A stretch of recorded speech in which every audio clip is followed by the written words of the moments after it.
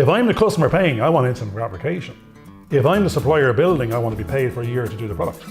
So depending on which side of the coin you're coming from, it's like a cameraman wants to work for the next 20 years as a cameraman working on Star Wars to God knows what, depending on horror and genre, whatever genre he wants to work in. Yeah. Or he can work on like Jacques Cousteau, Under the Sea, if he's depending on, the skill set is one thing, the content is another.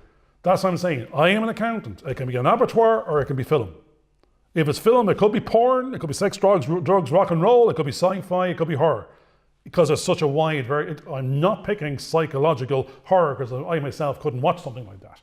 I can't watch ER without cringing. I'm quite happy to watch Family Guy and be instantly gratified with a little bit of comedy and, because you're escaping reality of the harshness out there. But one of the problems is that although, yes, their entertainment is instant gratification, you're also now getting a point where the worker thinks that they can be given what I call the matrix syndrome. Basically, they want to be plugged in and they want to be instantly given the skills so they can work in the same way they do as a consumer. All right, now we're moving towards I'm fully qualified, I'm out there, I'm a cameraman, I'm in the industry, I want to have a job, I want to do 40 hours a week, get well paid, and it'd be nice if I was working on the subject matter that I'm interested in. But now, before I get there, is I and my son in primary school, secondary school, liking to be in the industry, going to do a course. It's X points to get in there, and when I get in there, with 30 students, there are 10 cameramen and 5 sound guys that work in the industry, of which currently there are barely any jobs.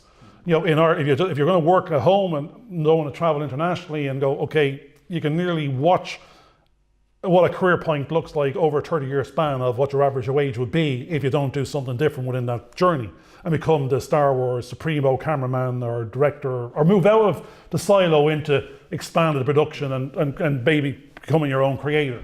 But as a job in a career path, it has a certain cap of market day rate based on you can only sell 25 hours a day, 8 days a week. You can't sell any more. Absolutely. So therefore there's a capacity constraint, there's a maximum ask.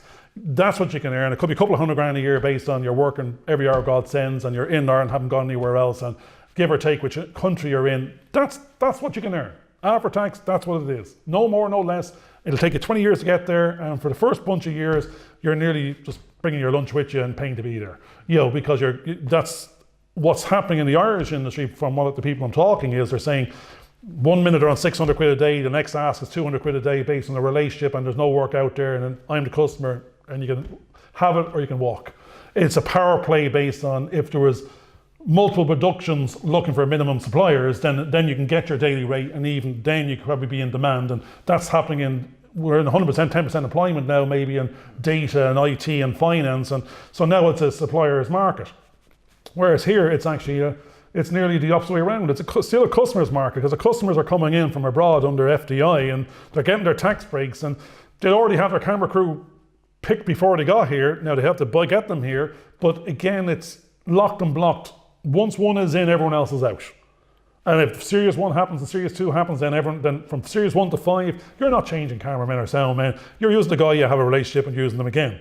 So you're back to, if they're there, what's the next level down doing? Are they all making YouTube ads?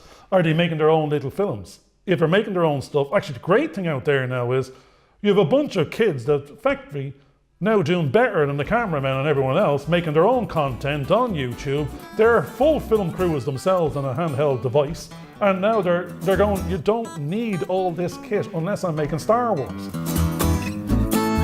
So thanks for watching. Please subscribe and click that bell notification wherever it is. I don't know. I'm not editing this video. Just tune in next time. Love yous.